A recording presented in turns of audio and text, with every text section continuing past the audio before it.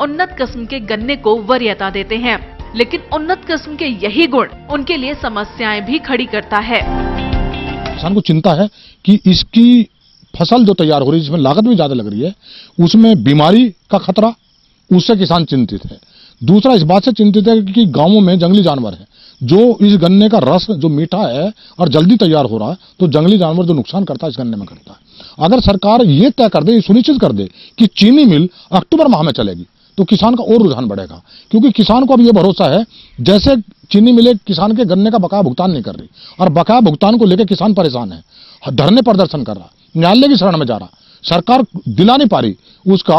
तो किसान को ये पता, जो सामान्य प्रजाति का गन्ना कि मैं जो सप्लाई करता हूं चीनी मिल में, वो बहुत लंबे समय तक करता हूं, जो बाद में चीनी मिले, जो बाद में गन्ने की सप्लाई चीनी मिल में हो रही है, उसी का भुगतान कहीं ना कहीं रुकता चला जाता है। और जो ये शीघ्र प्रजाति वाला गन्ना है, इसका क्योंकि ये पहले डलेगा मिल में, तो इसका भुगतान किसान को पहले मिल रहा है। अब इसीलिए रुझान बढ़ा है। अब की बार जो गन्ना कि जो शीघ्र प्रजाति वाला जो गन्ना किसान ने, इसका जो रकबा बढ़ा है, इसका क्षेत्रफल बढ़ा है, वो उसके पीछे कारण तो सिर्फ ये है कि जो बकाया भुगतान से जूझ रहा किसान, परेशानी में है, आर्थिक तंगी में, उसे ये पता कि इस गन्ने की मैं बुआई करूंगा तो ये गन्ना चीनी मिल पे पहले जाएगा और इसको 10 रुपए मुझे ज्यादा भी मिलेंगे और इसका भुगतान भी मुझे हो जाएगा। अधिक आमदनी की वजह से किसान उन्नत किस्म के गन्ने की ओर आकर्षित तो हो रहे हैं, लेकिन जरूरत इस बात की है कि इसके लिए जरूरी बुनियादी सुविधाएं किसानों तक पहुंचे। उन्नत किस्म के गन्नों में बीमारियां ज्यादा होती हैं, लिहाजा किसानों तक दवाइयां वक्त पर पहुंच जाए, इसके लिए गन्ना विभाग को कमर कसनी होगी। उन्नत किस्म के गन्ने अधिक वक्त तक खेतों में खड़े नहीं रह सकते, लिहाजा तैयार गन्ना सही वक्त पर मिल पहुँच सके, ये दूसरी बड़ी चुनौती है। खेत खलिहान में वक्त हो चला है एक और छोटे से ब्रेक का। ब्रेक के बाद देखेंगे उत्तर प्रदेश के मऊ जनपद में पारदर्शी किसान पंजीकरण योजना ने किया किस तरीके से बिचौलियों का खात्मा और किसानों तक पहुंचाई सीधी मदद।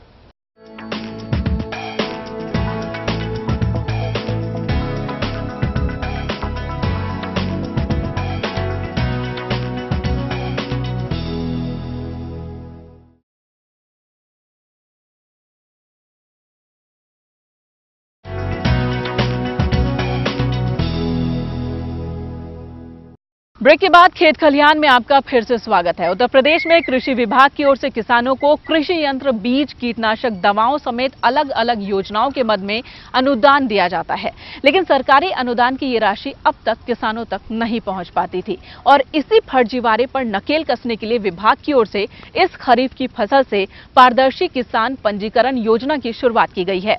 इस योजना के तहत कृषि यंत्र, बीज, कीटनाशक कुछ भी नकद खरीदने पर अनुदान की राशि किसानों के खाते में सीधे पहुंचा दी जाती है। मऊ ऐसा पहला जनपद बन गया है उत्तर प्रदेश का जिसने इस योजना की शुरुआत की है। देखिए ये खास रिपोर्ट।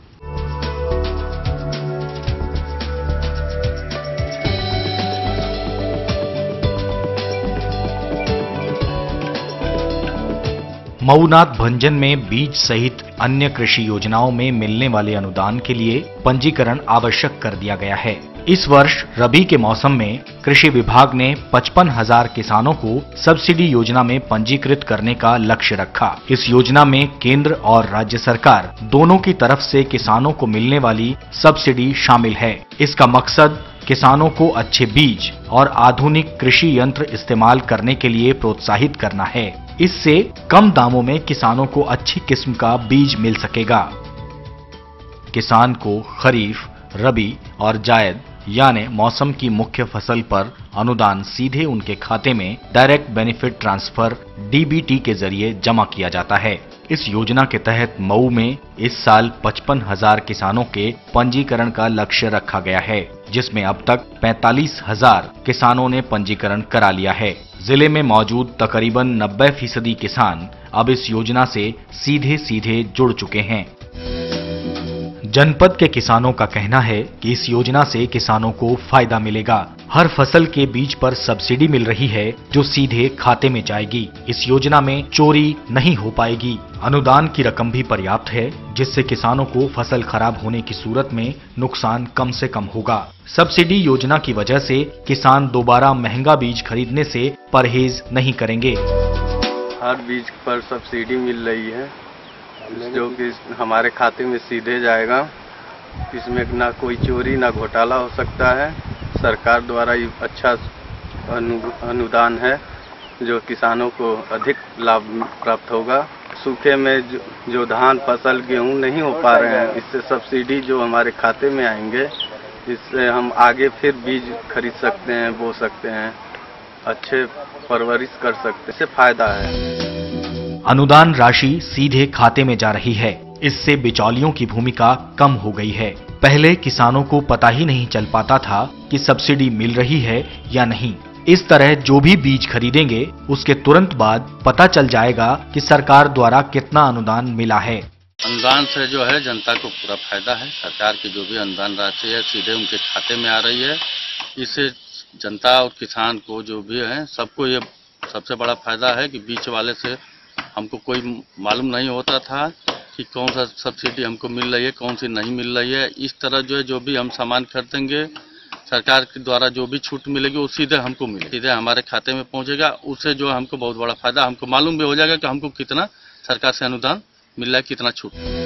इसके लिए कृषि विभाग ने इस साल किसानों के बीच जागरूकता अभियान भी चलाया है। वहीं कृषि विभाग में पंजीकरण कराने आए किसानों का कहना है कि हमें नहीं पता था कि अनुदान मिल रहा है। प्रसारण के माध्यम से जानकारी हुई है कि किसान पंजीकरण कराएं और लाभ उठाएं।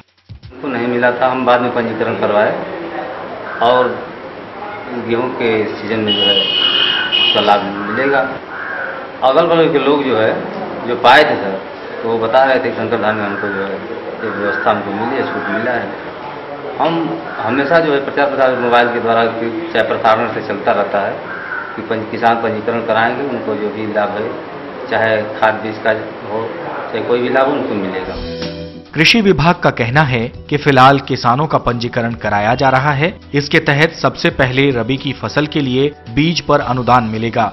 किसानों को गेहूं, मटर, मसूर और जौ के बीज खरीदने के लिए अनुदान मिलना है। अनुदान की धनराशि सीधे किसानों के बैंक खाते में जाएगी।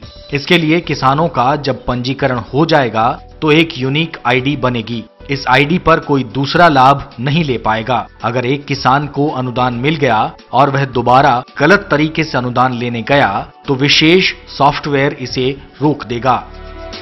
आपसे वंचित रह गया है, नीचे का तबका है, उसको लाभ मिलेगा। तो इस तरह से बिल्कुल पारदर्शी व्यवस्था रहेगी। इस पारदर्शी व्यवस्था में एक ही आदमी बार बार अनुदान का लाभ नहीं प्राप्त करेगा, बल्कि जो आज तक योजनाओं के लाभ से किसी कारण से छूट गया है, वंचित हो गया है, छोटे किसान हैं, उनको भी इसका लाभ मिलेगा। इसीलिए हम लोग युद्ध स्तर पे पंजीकरण करा रहे हैं, किसान भाइयों से अपील कर रहे हैं और 20 सितंबर तक पंजीकरण खुला हुआ है।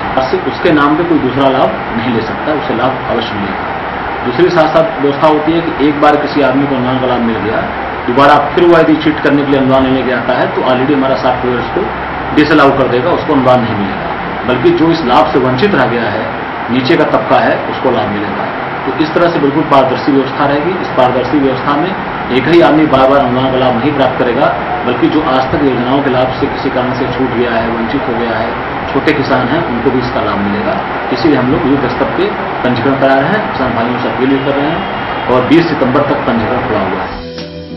इस योजना का सबसे ज्यादा फायदा गरीब किसानों को होगा। इस तरह इसमें बिल्कुल पारदर्शी व्यवस्था रहेगी। एक ही व्यक्ति बार बार अनुदान का लाभ नहीं ले सकेगा। इस योजना के लिए 20 सितंबर तक पंजीकरण होगा। इसमें मुख्य रूप से रबी, खरीफ और जायद की फसलें हैं। उत्तर प्रदेश में मऊ पहला जनपद है जहां 100% लोगों का अनुदान उनके खाते में चला जाएगा।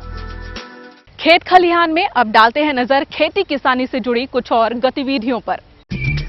देश के 91 अहम जलाशयों में 20 अगस्त 2015 को 91.073 BCM जल का संग्रहण आंका गया था। ये इन जलाशयों की कुल संग्रहण क्षमता का 58% है। ये पिछले वर्ष की इसी अवधि के कुल संग्रहण का 88% और पिछले 10 वर्षों के औसत जल संग्रहण का 92% है। इन 91 जलाशयों की कुल संग्रहण क्षमता 157.799 BCM है, जो देश की अनुमानित संग्रहण क्षमता 253.388 BCM का लगभग 62% है। केरल में प्राकृतिक रबड़ के छोटे उत्पादकों को राहत देने के मकसद से राज्य सरकार की नई सब्सिडी योजना के लॉन्चिंग से पहले ही प्राकृतिक रबड़ की कीमत 6 सालों के अपने निम्नतम स्तर पर पहुंच गई है। राज्य सरकार ने तकरीबन 1 महीने पहले राज्य में प्राकृतिक रबड़ उत्पादकों के लिए 300 करोड़ रुपए की सब्सिडी योजना का ऐलान किया था। उस वक्त रबड़ की कीमत 129 रुपए प्रति किलोग्राम थी, लेकिन पिछले दिनों इसकी कीमत में भारी गिरावट दर्ज की गई। जानकार रबड़ की कीमत में गिरावट को चीन की अर्थव्यवस्था में गिरावट से जोड़कर देख रहे हैं। उल्लेखनीय है कि चीन में रबड़ की खपत सबसे ज्यादा होती है। खेत खलिहान में आज इतना ही। अगले अंक में फिर होगी मुलाकात खेत खलिहान के कुछ और अनुभवों के साथ। तब तक पूरी टीम को दीजिए इजाजत और आप देखते रहिए डीडी किसान। नमस्कार।